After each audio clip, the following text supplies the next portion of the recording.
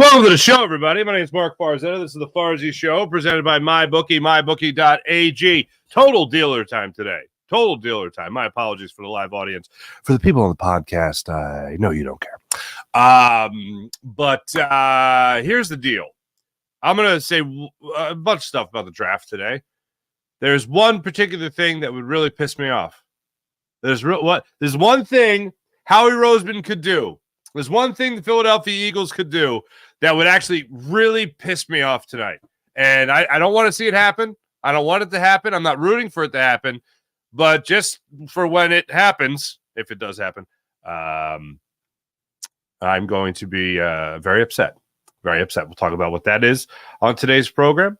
We have the Phillies get into. We have the Sixers get into. The Sixers, of course, play Game 3 of their Eastern Conference first round series there with the New York Knicks. We're all hoping that we can believe what Joel Embiid had to say after Game 2, which was that they're going to win this series. They're going to come back. They've been there, and they're going to win. I hope for that to be true. Speaking of things that piss me off, I shouldn't be pissed off at the Phillies when they've had their best start to a season in 5 years, 6 years, right? I shouldn't be pissed off when they have a starter in the rotation that's off to the best start that any Phillies pitcher has had in 15 years. I shouldn't be upset. But they have found a way to make me upset in all of that for a couple of things. One, it looks like Spencer Turnbull is making his last start in the rotation, at least for the foreseeable future, at least until, knock on wood, somebody leaves the rotation, with Taijuan Walker making his first start of the regular season set for Sunday.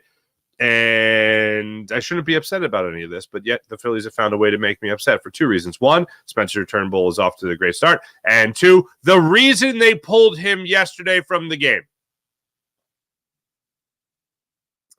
If you guys haven't heard the reason as to why they pulled Spencer Turnbull after just 5 innings of one-run baseball yesterday at 88 pitches, I want to say he was at, maybe 89.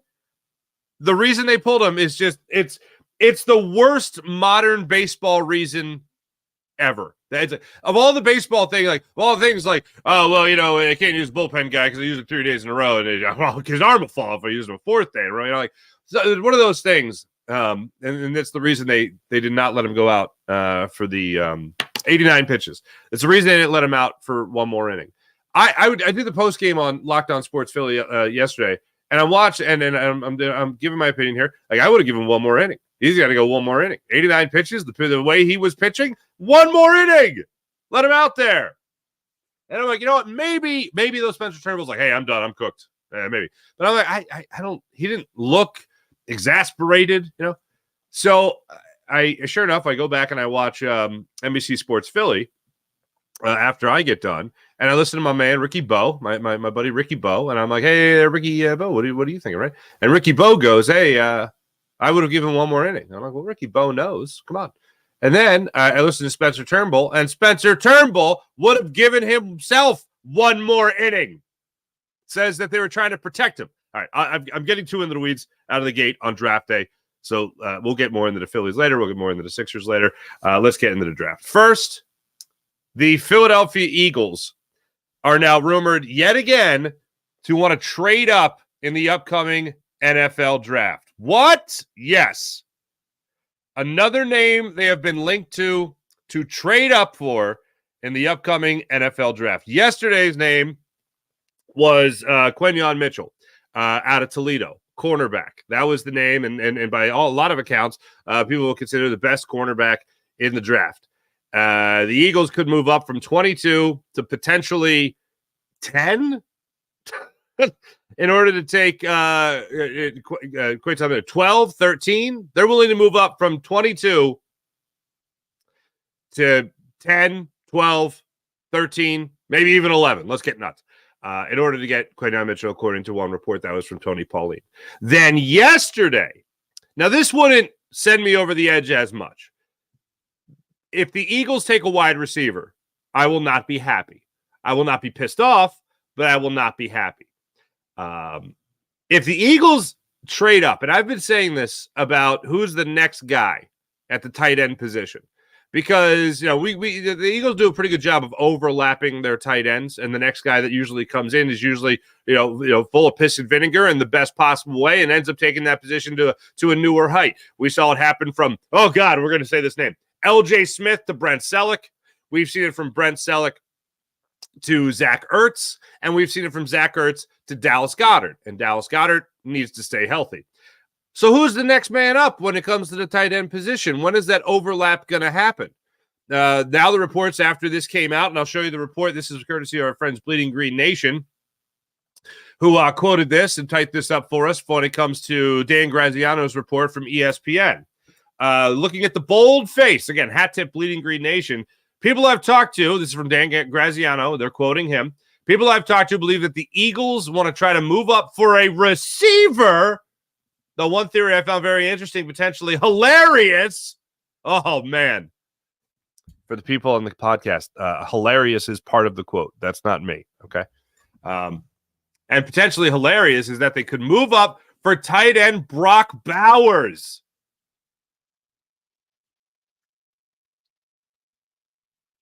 The reason it's funny is because he's a Georgia player.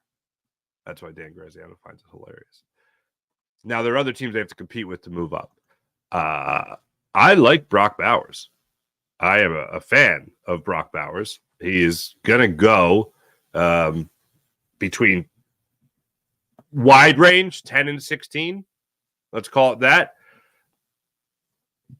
I'd love to have him for a long time as Philadelphia. Like, it's a skilled position. It's one that the Eagles certainly use. And no, I'm not just talking about bubble screens. I like a lot of things that he brings to the table. My only thing is your offense is stacked. It is absolutely stacked. And you're going to be looking to save money down the line, especially if you're going to keep this core together.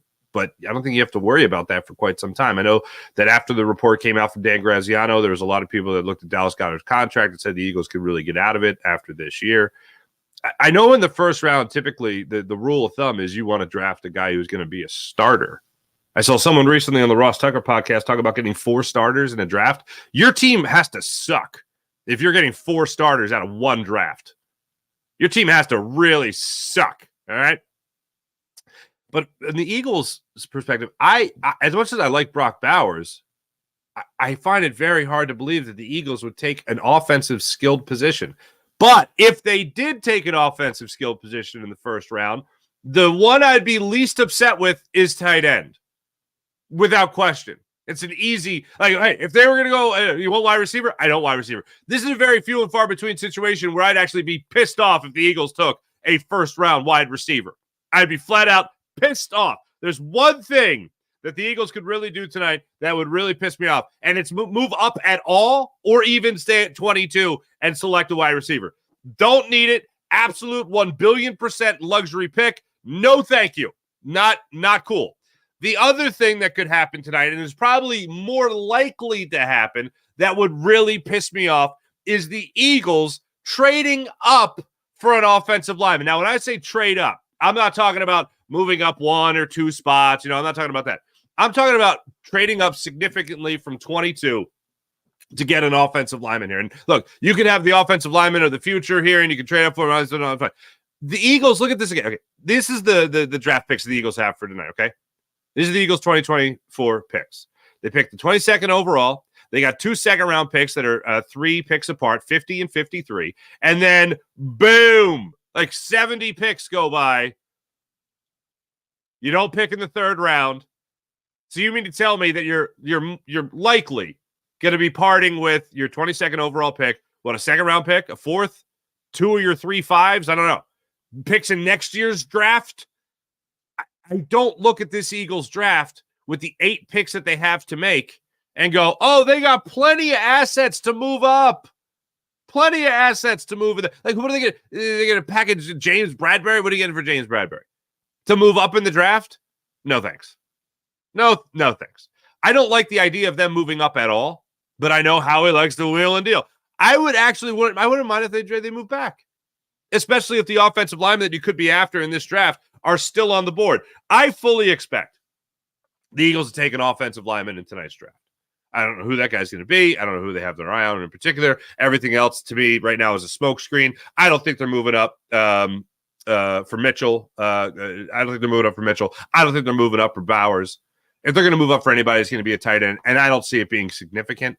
The reports that are out there about they can move up to 12.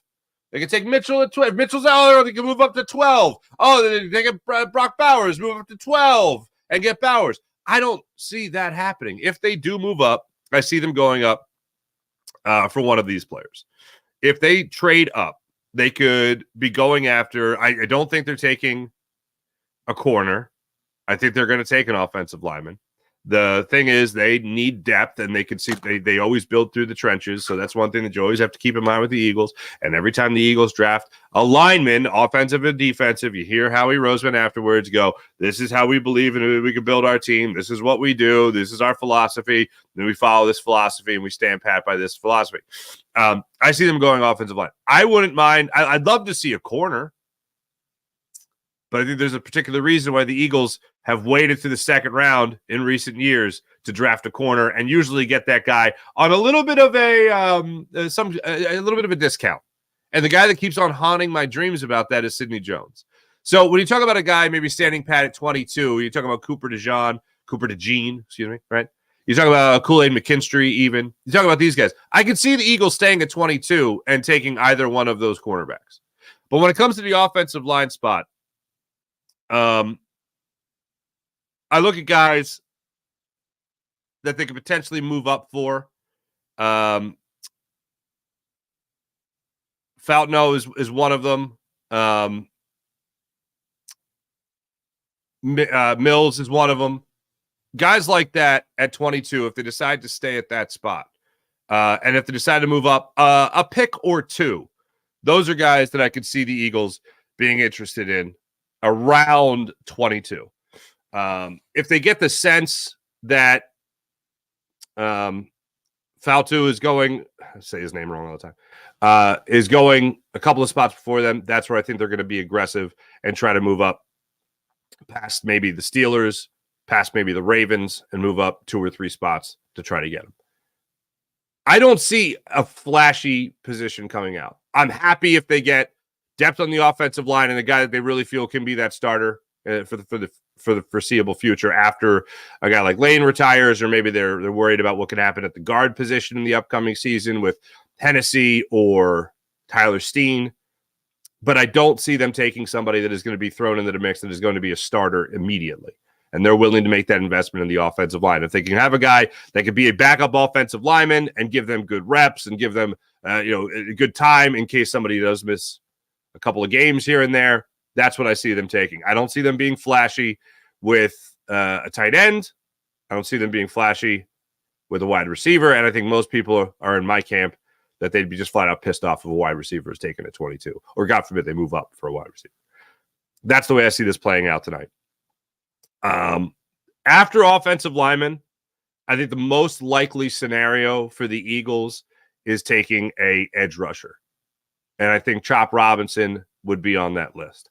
I think it would be offensive line, edge rusher, then corner. And I think when it comes to the cornerback position, that's something they wait for the second round. When it comes to linebacker, I will again submit to you what you're all already thinking, which it is not a position of value for the Eagles. That's the unfortunate thing. I think what they did with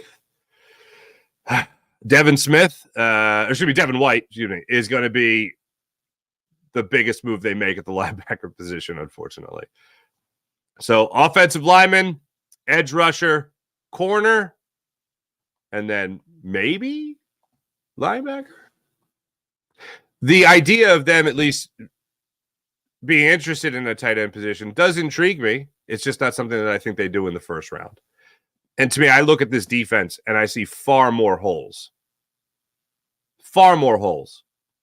than I see on the offensive side of things.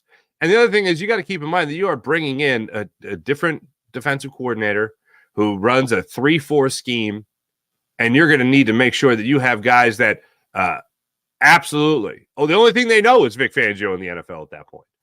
So there's no habits to break. There's no expectations other than I want to go out there and do my job as a rookie. I want to prove myself that I'm ready to go at the NFL level, willing to do whatever it takes. You need a good soldier, essentially. The most predictable thing is offensive lineman. For me, after that, it's going to go to who's going to be able to be a good edge rusher or outside linebacker in a 3-4 defense for Vic Fangio. Those are the two most likely scenarios. And again, when it comes to the draft assets, I just don't think the Eagles have enough draft assets to try to move up in this draft significantly to what's being reported as let's say 12 from 22 to move up 10 picks. Don't see it happening. Don't see it happening. So I think they stay around 22. And I think the most likely scenario is they go offensive line. Tell me what would make you happy tonight. I'd be flat out pissed off if they traded significantly up for an offensive lineman. Because I don't think they have the assets. And you have it as a starting offensive line. So that would just flat out piss me off. The intriguing thing is the Bowers move. If they trade up to take a tight end of that caliber, that would be intriguing to me. At least that's something I love. I can't wait. He's going to get reps. Now Scott's always hurt. Oh, I can't wait to see what you get here. I'd be at least intrigued. But I think it's O-line, edge rusher. Those are the two spots I see the Eagles being after the most in the first round. What's the move you want to see them make? Hit me up with that. Wide receiver to me. You talk about luxury picks.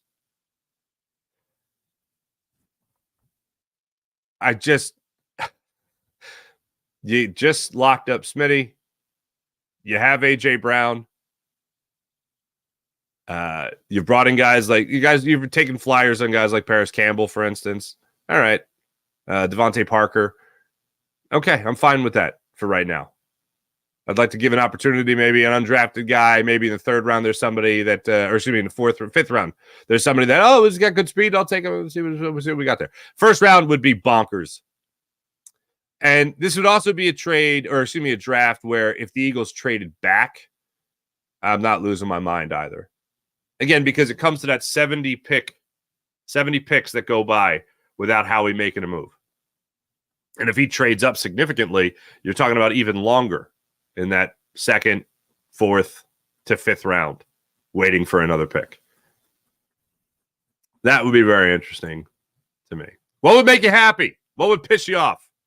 Give me the happiest and the most pissed. See how that would work out for you. All right. There's nothing to really say about tonight's Sixers game that I think can inspire confidence in people. And I was thinking about that yesterday. I was like the phrase "just win," damn it, just comes to mind with the Sixers. When you break down their mindset, yeah, the crowd's going to be crazy. The crowd's going to be nuts. The crowd's going to be ready to go. I'm interested to see how the crowd responds to the bleep Embiid chants that were going on in Madison Square Garden. I know that Sixers fans are going to have, some choice phrases on the tip of their tongue throughout the game tonight. So I look forward to what those are.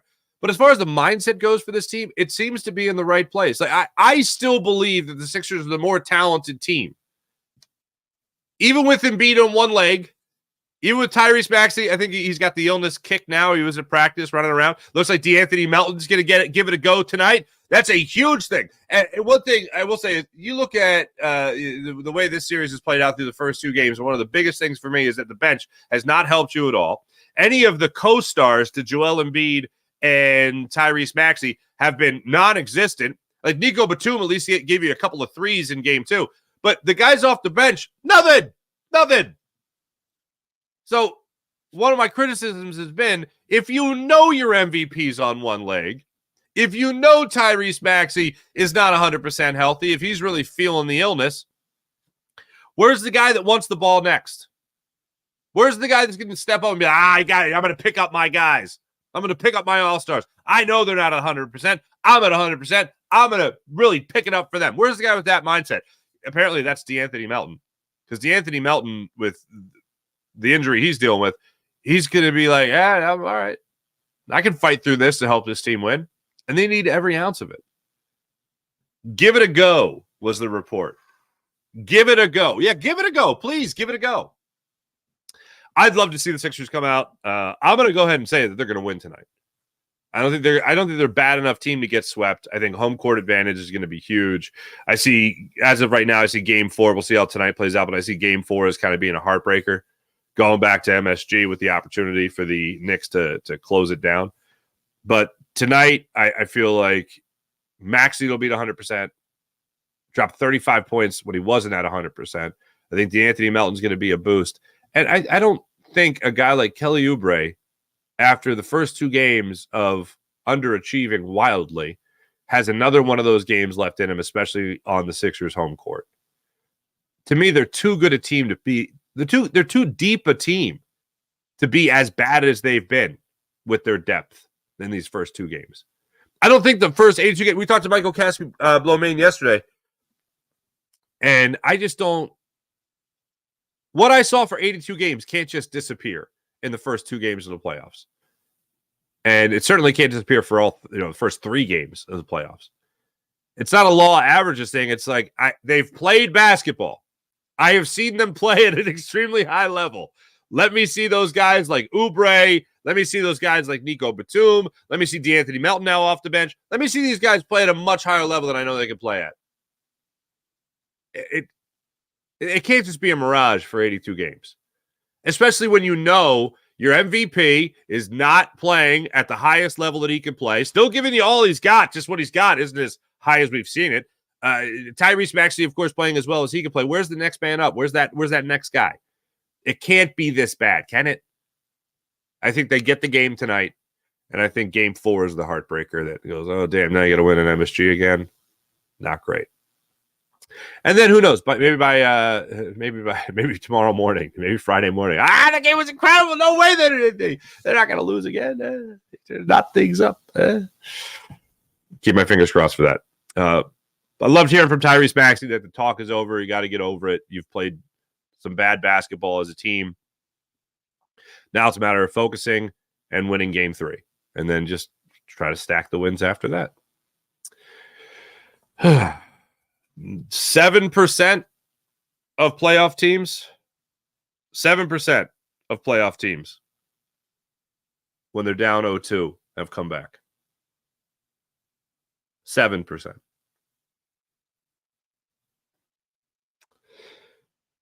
Good times.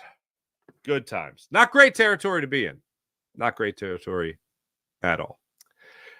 So tip-off 7:30 tonight. Your Philadelphia Phillies. I know they've been really cautious with Spencer Turnbull. And over the last 2 seasons, since 2001 to 2003, Spencer Turnbull has had Tommy John surgery. He's been sent down to the minors. He's had a neck injury. He's had 2 separate 60-day IL stints, right? That's a lot. And I understand why you want to be cautious with a guy. But if a guy is feeling good and a guy is pitching extremely well, you let it ride. I mean, he found himself in a groove by the 4th and 5th inning of yesterday's game. And I thought, okay, well, this is have him go out there and deal, man. Just let it rip. You had a lead. It was great. And then he got pulled from the 5th to the 6th inning. And the reason why he got pulled was dumbfounding. And look, there's a lot of issues with the Phillies offense yesterday. 4 for 16 with runners in scoring position. There were a number of innings that we'll get to where they just failed to get the big swing. And that was a big problem with the Phillies, especially in the first half of last season. Getting the big swing, prior to June in particular, getting the big hit with the ducks on the pond. And just like eking out 1 run, being lucky to get 1 run. And that was the motto of yesterday's game. That was the norm of yesterday's game. A lot of guys on base, drive in 1 run. And then we don't need more than that. Everyone stop hitting quickly. 4 for 16 with runners in scoring position ain't great. 1 for 9 with runners in scoring position. Also, that ain't great. And that's what they did in game 2 of this series. But Spencer Turnbull goes out there. He allows 1 run over 5 innings. And then this is Rob Thomson after the game. This was what was mesmerizing to me, and it flat out pissed me off. This is why they took Spencer Turnbull out. I think it's Matt Gelb of The Athletic finishing up the question here about, the decision on pulling Spencer Turnbull from the 5th to the 6th inning. There because he pushed it a little further. No, he was going back out, but then they made 2 pitching changes in that inning. It was like 25 minutes, he said. So that's why we made the change. If he was at 50 pitches, or, a reasonable amount of pitches, they still would have sent him out. But once you're up in that 90 range, I think it was a little bit long to wait. What do you think of his start? Not bad. I thought sprayed the ball a little bit early, and then he settled in. He drove his pitch count up a little bit, pretty quick. And then I thought his last inning was actually his best inning. That was his best changeup. I thought his secondary pitches were getting better as the game went on. What can you say about his 5 starts overall? Fantastic. His 5 starts are fantastic. His 5 starts are historic. Nobody in 15 years ago. I can't believe it's been that long. But 15 years ago, Cliff Lee. This is the best start through 5 starts that a pitcher has had since Cliff Lee in 2009. So 2 things. One, it's his last start. He's going to the bullpen. I think he could throw a little bit more. After the game, the smoking gun of all of it is that Spencer Turnbull comes out and admits 2 very interesting things. One, he could have gone. He felt good. He feels healthy. He's not thinking about a pitch count. It's not on his mind. And that is the thing. And I think I find legitimacy in that. If you're a pitcher who's coming back from an injury and you're like, all right, how many can I get to 80 pitches? Can I get to 95 pitches? Can I get to 100 pitches? If you're not thinking about that anymore, that's a wonderful sign. You don't have to be a doctor to think that. That's very obvious. So he feels great. Was surprised that they took him out of the game. And he said as much afterwards. He's like, yeah, I felt great. I could have kept going, but they wanted to be cautious with me, and they took me out. So here's a hint, and this is what's so infuriating about what old Tinker Topper, who had to tinker yesterday, this is what he said. When you heard him right there, they made 2 pitching changes, so that's 25 minutes, he said. So, hey, here's the thing. If you're getting late in a game, and a guy like Zach Wheeler or Aaron Nola, they're really dealing, just, have every batter call their timeout in the 6th inning or 7th inning of the game. Really take some time. Maybe fake an injury. Maybe tell your pitcher, hey, have a couple pitch comm malfunctions. All right, just drag it out to 25 minutes, and you'll get Aaron Nola, Zach Wheeler, Ranger Suarez, Taiwan Walker, Christopher Sand. You'll get them out of the game because that's a long way. That's got to be a long way. Come on. In 25 minutes. What happened to guys going like this? Ready? Hold on. Really scientific. Ready? Hold on. Watch this. Okay, ready?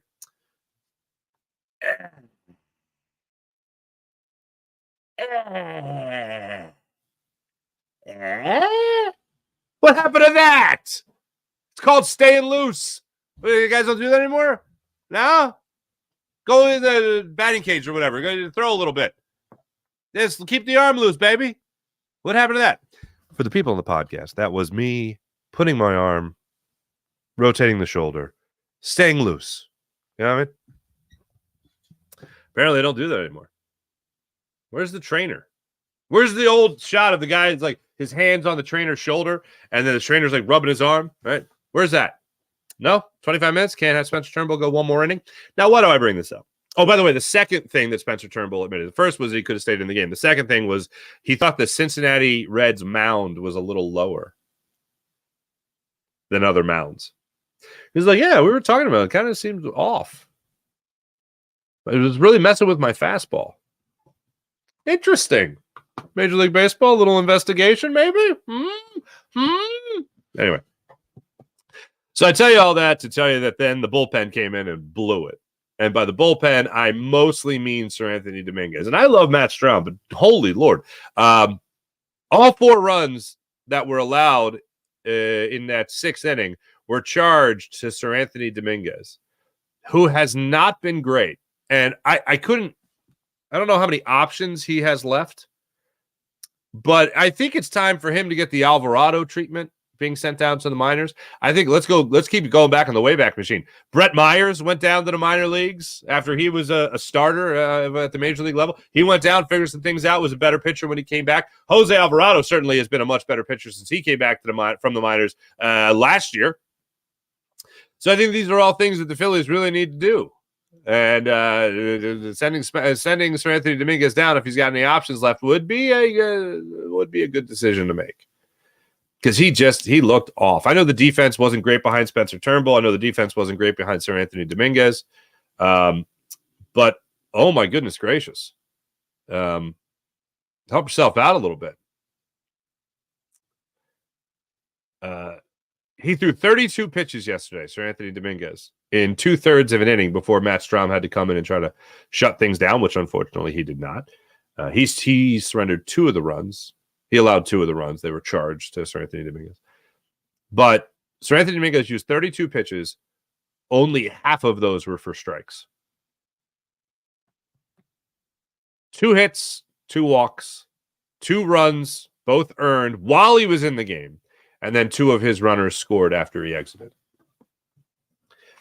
Could have been avoided. Maybe you have Matt Strahm go out there for the entire 7th inning if Spencer Turnbull pitches the 6th inning and pitches as well as he had pitched. It just doesn't make any sense to me that to go back to it one more time, it doesn't make any sense to me that they didn't allow Spencer Turnbull at least one more inning, especially after the fact that he is going to go into the bullpen most likely. It's not like you got to keep him stretched out, man. Doesn't make any sense to me. So after that, Strahm comes in, gives us some hits. Soto comes in, gives us some more runs. Alvarado comes in, gives up another run. It just basically all unraveled after that. It was pretty bad. Soto came in. He allowed a walk, 2 hits, a run to score. Alvarado came in, not his best stuff either. He gave up a hit, a walk, and he needed 22 pitches to get through 1 inning. Soto needed 27 to get through an inning. Matt Strahm needed 8 to record 1 out. And at least 6 of his pitches were strikes. So from a pitching standpoint, yesterday sucked as they lost 7-4. But how about for a hitting standpoint? I mentioned earlier 4 for 16 with runners in scoring position. 2nd inning, Edmundo Sosa, 1 out double. Get nothing out of that. 3rd inning, Bohm gets an RBI double. How about that? He roped one down the left field line, went around the wall, hit a little indentation in the base of the wall, bounced back out. Kyle Schwarber's able to score from first. And you get Alec Bohm standing on second base. After that, he got nothing in the 3rd inning. 5th inning, Kyle Schwarber, leadoff single. Trey Turner flies out. Gets the force out. Bohm walks, so you get runners on 1st and 2nd with 1 out. Castellanos, who was straight ass yesterday, he flew out to center field. And then that's when Trey Turner, after earlier in the game, Trey Turner extended his stolen base streak, his consecutive stolen base streak without being caught, to 41 straight stolen bases. How about that? And then in the 5th inning, he gets on base due to that fielder's choice. He gets on 3rd, and then give him credit, Stevenson, their catcher for the Reds, faked a great throw. I think it was Bohm trying to take second base. He faked a throw to second, and that got Turner all turned around between 3rd and home. He ends up getting in a pickle, and they tag him out, which unfortunately does, yes, count as a caught stealing. So Trey Turner's consecutive stolen base streak over at 41. 4th longest in history? That's pretty good. 3rd highest? Something like that. Anyway, it was pretty good. And then in the 7th inning, you get back-to-back singles to lead off the inning, and you only get 1 run out of that. So in the 3rd, 6th, 7th,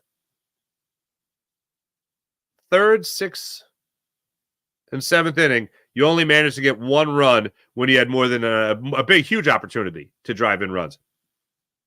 The 1st inning was the RBI single from Alec Bohm. So Alec Bohm was 4 for 4 yesterday with 2 runs batted in, raises his average to 337, and he raises his on-base percentage to 430, I want to say.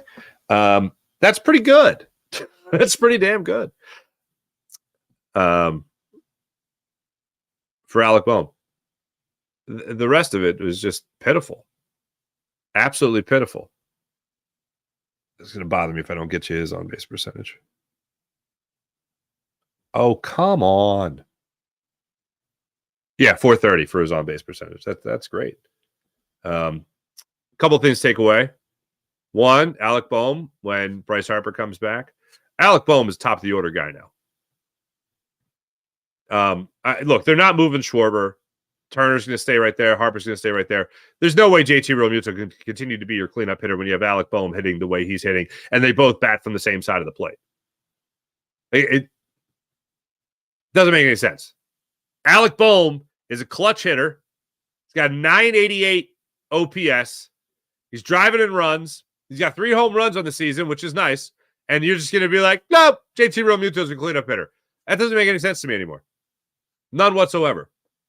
And one of the things that was infuriating on another note, it was Nick Castellanos yesterday, man. Oh, my goodness gracious. You talk about 4 for 16 with runners in scoring position. Okay, 4 for 16 with runners in scoring position as a team. Nick Castellanos, 0 for 5 in yesterday's ball game. 0 for 5. Came to the plate 3 times with a runner in scoring position, and as you would guess, 0 for 3 in those opportunities.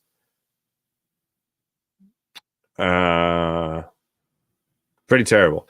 And here's the other thing. For the second straight game, Tinker Topper, tinkering with the lineup, goes with more backups. This time Garrett Stubbs is in the lineup with Edmundo Sosa. I don't mind Alec Bohm at first base. That's got to happen. But in a run like this is not a time to be like, I got to get these guys runs. You know what I mean? Not runs as in cross the plate. Like he needs to give them run. Like they need to play. And this was the problem that came up last year as well. If you remember in the, of all places, the Diamondback series, where they actually turned things around. They had, I think it was Cody Clemens at first base, Edmundo Sosa at third, Jeremy Guthrie in center field. Was it Jeremy Guthrie or Dalton Guthrie in center field? Jeremy, I think it was his uncle or his dad, whatever. In center field. Like, that many backups? Is that necessary? Do you really need that? That many backups you need to play. But here's the deal. With those guys out there in the field, Rojas got another hit for himself and a great at bat, I'll add, by the way. He tries to bunt twice. It doesn't work out. So he's down in the hole before he blink at 0-2. Fouls a pitch off, takes a ball outside the zone, then comes back and ropes an RBI single. So, 5 straight games now for Johan Rojas that he's hit safely in. Keep it coming, son. Kid's a professional hitter. His average is up to 266 with a 329 on base percentage. But the Whit Merrifield yesterday, 2 hits. Edmundo Sosa had 2 hits for you. Pache hurt you and Stubbs hurt you. And Brandon Marsh, who pinch hit late in the game, just missed. I think it would have been a 3-run home run. So that he came the closest to providing the big hit that the Phillies needed with runners on base. But yeah, the lineup as far as getting hits didn't hurt you yesterday. The clutch hits would have been nicer. More of those. But the bullpen ultimately is what cost you. And SerAnthony Dominguez has looked terrible. So I think it's only a matter of time before the Phillies really do make a decision to do something with him. If it's move him to a mop-up role before, to give him an opportunity to get right. First, the Phillies have to have a game with it that they could, they need a mop-up. They have to be up by like 10 runs or something like that. Get him right in that way, or if he's got options left, you send him down. But last night was a very disappointing game for the Phils. And these are the types of games that, absolutely haunt you. In September, when you're trying to eke out a playoff race, whatever the case is, this is what gets to you. This is what gets to you. So 7-4 Phillies lose. They're at it at 1:10 this afternoon. Zach Wheeler's on the hill for the Phillies as they wrap up this 4-game series and try again to avoid losing their first series since losing to the Reds in that 3-game series in South Philly a couple of weeks ago. So they got a 1:10 start time today. Zach Wheeler goes for the Phils. We'll get more on that in the morning rush coming up in a minute. So here's what your setup looks like tonight. The Phillies play at 1:10 this afternoon. Love a 1:10 start time in this regard. Then the Sixers start at 7:30 in South Philly. Then at 8 o'clock, the NFL draft gets underway from Detroit, Michigan. So packed day for you sports fans. Packed day. Hey, let me tell you about the incredible people at MyBookie, mybookie.ag. Take advantage of all they have to offer at mybookie.ag. Want to bet on the world of baseball? Want to bet on the world of basketball? Maybe a little NFL draft action as well? You do it all at MyBookie, mybookie.ag. Download the app, create an account, use promo code FARZI, you get up to $1,000 redeemable cash bonus at mybookie.ag. That's mybookie.ag. How about the incredible people at the Game Time app? Want to go to a game? Want to go to a concert? Want to go to the big comedy show in town? Check out the Game Time app. Guaranteed lowest price. That's the Game Time guarantee, ladies and gentlemen. If you find tickets on another app or site for less money, Game Time app will get you back at 110% of the difference. They'll credit your account 110% of the difference of those cheaper tickets that you found. If you found in the same section and same row, they get you back at 110% of the difference. You can also preview your seat before you buy it so you know exactly what you're buying, where you're buying it in the venue. And they have last-minute ticket deals, flash ticket deals. They even have ticket deals and tickets on sale for an hour after the event starts. So you might miss the opening act. You might miss the first couple innings. Whatever the case may be, they get you right there so that you see the good stuff at a very discounted rate on the Game Time app. So download the Game Time app to your phone, create an account, use promo code FARZI, and get $20 off your first purchase on the Game Time app. How about PHL Sports Nation? Philadelphia Sports Nation, enhancing your Philadelphia sports fan experience across all social media and blogs. That's phlsportsnation.com. And let's not forget about Sky Motorcars, skymotorcars.com. Check out the incredible inventory Brett has at skymotorcars.com. Let's get to the chat check. All right, we asked the question before we went on my little Phillies and Sixers rant there. What would make you happy when it comes to the Philadelphia Eagles and the draft? What would make you happy? Twiz, good morning. T-Bro, happy draft day Thursday, everybody. SerAnthony looks lost on the mound, but he hit my 8-leg parlay. There you go. 8-leg single game parlay last night. Good for you. Good morning, IBH. IBH, good morning to everyone. Wide Niners wide. How you doing? Kevin Hutch. Thompson is analytics costing Phillies more games. SerAnthony Dominguez, another flop. They need to DFA him. Boom.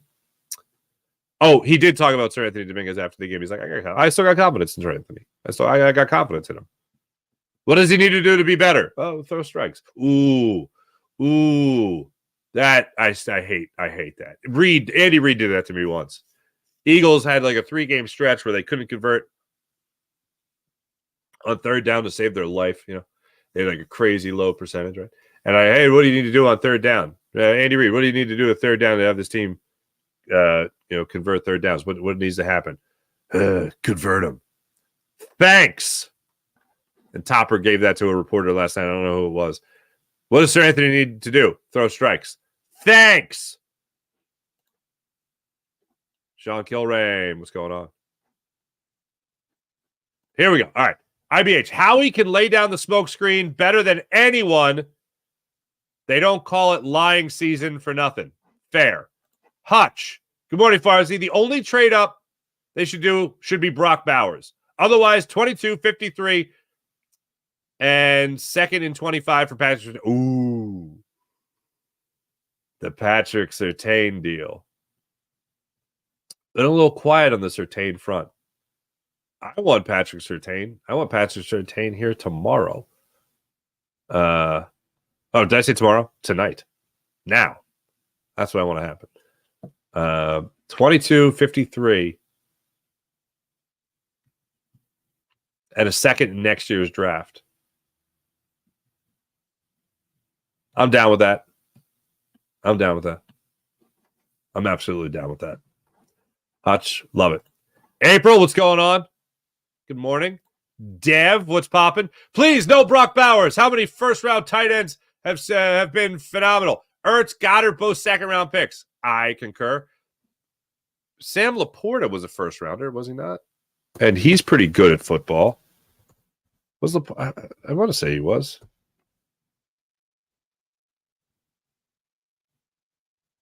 No, he was a second-round pick. Oh, look at that. Yeah, first-round picks suck. Look, they're not trading up for Brock Bowers. Who was it? IBH, yeah. I agree. Smokescreen. This is all smokescreen. If the Eagles trade up, they're not trading up to 12. They're not trading up to 13. If they trade up, they're trading up to 19, 20. That's what they're not trading up significantly. Like 10 picks, for instance. Bunch of smoke screens coming out. Twiz. Oh, you guys are so smart. Thank goodness. Fuji, what's going on?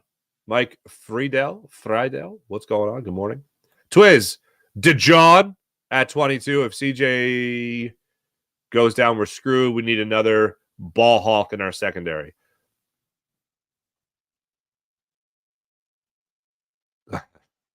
Technically, thank you. Twiz. No, I like DeJohn. DeGene, whatever. I'm happy if the Eagles take him. My prediction is that they don't at that spot. I think they go offensive line. Technically 2 picks apart. Fair. Yes, 2 picks apart. But again, that's not as much as from the 53 to 120. Holy Stromboli. Can you see Howie just sitting around doing nothing? I can't see him sitting around doing nothing.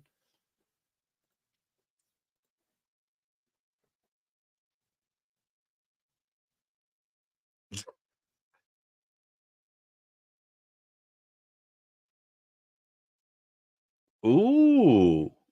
Sean Kilrain. Oh, yeah. Kool-Aid's on my list. I'd like Kool-Aid there at 22. Maybe there's a possibility Kool-Aid's even available later. So maybe there's a trade back scenario of how he gets that feel. The trading up, Terrion Arnold, Quayon Mitchell, excuse me. That makes you happy? Here's the thing. If you feel like Arnold and Mitchell are cornerstone corners, Mitchell's a cornerstone corner that you feel you can absolutely build around and he could be your guy in the future and all that stuff, then you do it. But that is a big dice roll, man. That is a big dice roll. The corner position makes me, because a cornerback is so, like, you can say this about every position, but I feel like it's the most with corner. It's just so easily criticized. Like, you better be right. Like, you better have a guy that has like 4 picks, breaks up passes, can tackle. It's a lot to get right. It's a lot to get right. And to throw a rookie into the Vic Fangio defense, and one of the things talking about with John McMullen that I haven't really gotten to, is like I talk about, everyone talks about quarters, everyone talks about lack of blitzing. One of the things I've talked about in a positive light is that lane discipline is a huge thing with Vic Fangio. Guys are extremely disciplined in the Vic Fangio defense. But one of the reasons that is, and this is the point John McMullen brought up to me, was the communication. The communication has to be so good. It might be difficult to throw a rookie in there and be like, all right, have at it, son.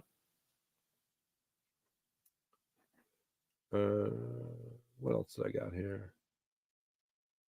But yeah, Terrion Arnold and Quayon Mitchell. If you're trading up, those are 2 guys to trade up for. Stay put for Kool-Aid. Fuji, what player gives you the warm and fuzzies, Mark? We just say Kush for old time's sake. Have him do Kush. It's for some of the OGs right there.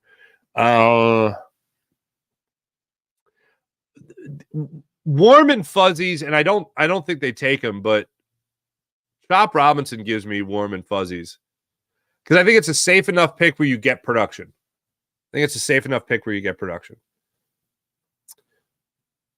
Kool-Aid would be around there too. Yeah.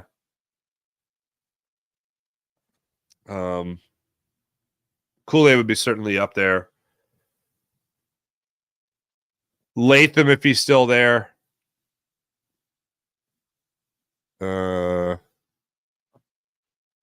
Yeah, those are 2 guys, 3 guys that I feel like they're just going to do a solid job. So first round, you want someone to be more than solid, but I think those are some solid picks. Forget about it. What's going on? Good morning. What if offensive linemen are picked at 22? Would you trade out of the first round? If I wouldn't trade out of the first round, but I would consider trading back. If I'm Howie Roseman and you're all about offensive linemen, I would consider trading back, not necessarily out. And that's where you could possibly get that pick that would go between 53 and 120. So that's definitely on the line tonight. That's definitely one of the options that's out there.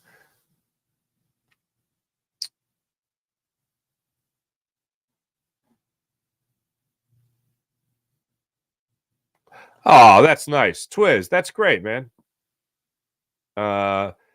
This day isn't about us for real. Congrats to all the young men continuing to pursue their dreams. Sometimes we forget that. That's awesome. That's true. A lot of dreams are going to come true tonight. A lot of dreams are going to come true over the next 4 days. Jay say next year. Sixers need to win convincingly. I'll take it. Yeah, I'll take a 20-point win. Yeah. Hell, I'll take it. You know what? It's so crazy to me.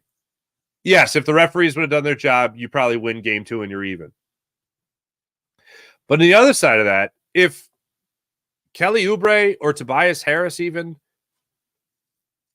Buddy Hield off the bench, they knock down a couple threes.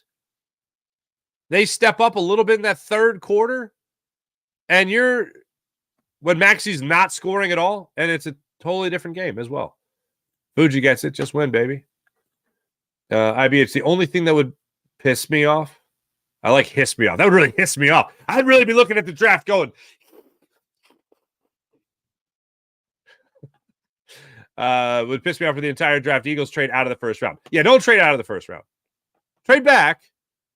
Get a third rounder maybe, but don't trade out. Paul Mancini, if the Eagles stay at 22. Oh, Tom, really? Eventual replacement for A.J. Brown be moved next season. It's possible. Yeah,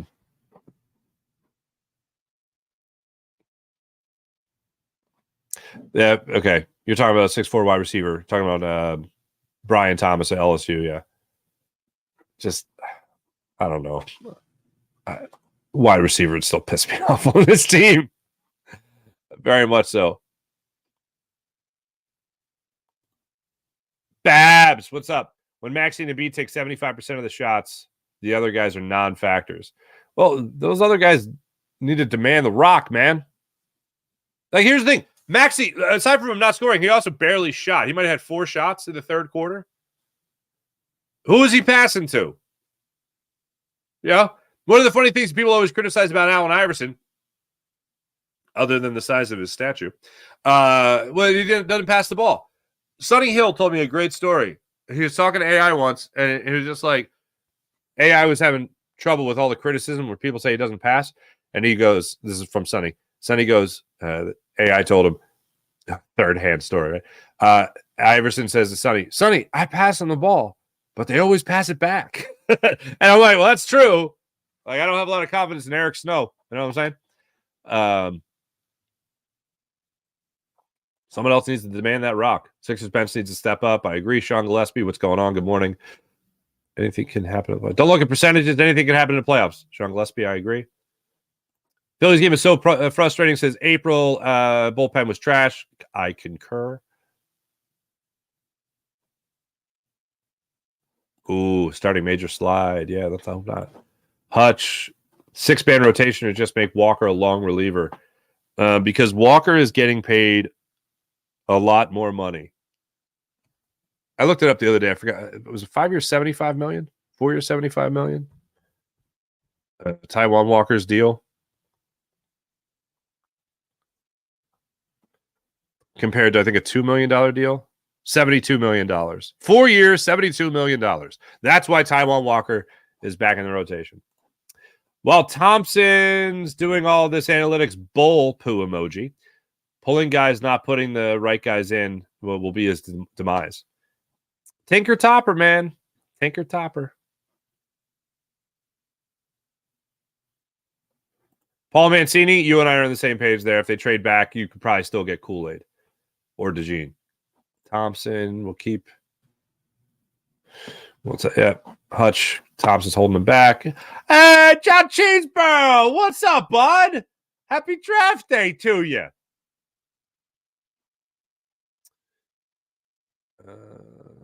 Oof. Sean Killer, give Nikki 3 buttons 2 days rest. It's time, whether he wants it or not. Not off. I am not off on your opinion. I agree with your opinion, Sean Kilrain. 1,000 bazillion %. Kane, what's up, Kane? Nick has been a disappointment. I concur. Current, I think they're trade up. Ooh, John Cheesebro. Current, I think they trade up with Seattle and take Terrion Arnold, especially if the Colts take Quenyon Mitchell. That's a ball. That's big balls, Howie. If big balls Howie moves up for a corner, I mean, it's very simple. You better be right.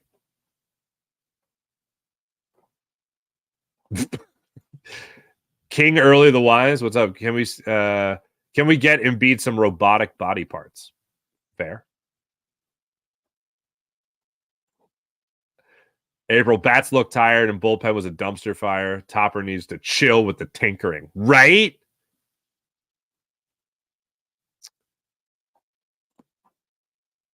Michael McGowan, first off, great avatar. Zach Morris of Bayside High. Nick is becoming a problem. We are married to the guy, but he may need to get moved this year. Witt can play right. Witt can play right. I can comment some. Witt hit a little bit last night.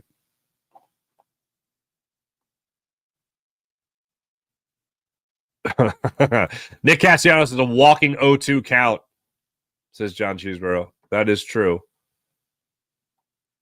Paul Mancini, rotate Merrifield or Clemens in left field. Move Marsh to everyday right field. Possibility. James Alexander, good morning. Oof. Stan Bruce, defense, particularly linebacker. That would make me very happy, but it's not. Talk about things that would shock me. That would shock me. Why Niners won? Isn't it amazing that Roger Goodell made a draft into a huge money grab? No other draft for any league is even close. Yes, I agree. What's the next draft that we get excited about? The NBA? Yeah, I think it's the NFL, huge drop off, the NBA, and then do they even draft players in other sports? I don't even know how that works. I think they just randomly walk by people and be like, "Yeah, you want to play?" No? Okay. We'll ask someone else. But yeah, it's the NFL. See if I can get this in the camera frame. The NFL, and then way down here is basketball, is the NBA. And then I don't even think people know the NFL draft, or excuse me, the NHL draft or the MLB draft happens. I don't even think they're aware. But yeah, Goodell is great at making money, man. Goodell's great at making money. Thanks, everybody in the chat. You guys are wonderful as per usual. Let's get to the morning rush brought by Sky Motor Cars, SkyMotorCars.com. All right. Phillies 110 today. Zach Wheeler's on the hill for the Phils. They wrap up this 4-game series. At least go for the series sweep. Or excuse me, series split with the Cincinnati Reds. That was wishful thinking. They dropped to 5-10 on the season. It'll be Zach Wheeler tonight. He's going up against the right-handed pitcher Nick Martinez. Nick Martinez getting the start. I think it's his fifth start of the season. He's coming off just a 3-inning performance against the Angels. So yeah, he only got 2 hits in that. And then Zach Wheeler will be going for his second win of the season. Sixers are at it at 7:30 tonight. Draft starts at 8. That's what you got going on. Here's my predictions for today. Phillies win. Sixers win. Eagles trade up 2 spots for an offensive lineman. Not sure which one yet, but if I have to give you a name, if they're trading up, I'm going to say Latham. That's who they go after tonight. That's who they get. What will make me happiest is they trade back in the draft. They get a 3rd-round pick, and they keep both their 2nd-round picks, and they take Kool-Aid McKinstry. That would be my happiest scenario. Trade back, acquire a 3rd, and get Kool-Aid. That would be my happiest spot. Thanks for watching. Thanks for listening. My name is Mark Farzetta. This is the Farzy Show presented by MyBookie, mybookie.ag. Make sure you guys like and subscribe to the Farzy Show. Make sure you guys like and subscribe to Jacob Media. Make sure you guys like and subscribe to Locked On Sports Philadelphia, where I'll be giving you post-game reaction for your Phillies, post-game reaction for your Sixers, and that's what I got for you tonight in the postcasts, Phillies postcast and Sixers postcast today on Locked On Sports Philadelphia. Like and subscribe to the YouTube channel. Have yourself a good time. Have a great rest of your day, everybody. Go Phils, go Sixers, and go Howie. Go Howie Roseman. Have a great day. See you guys tonight.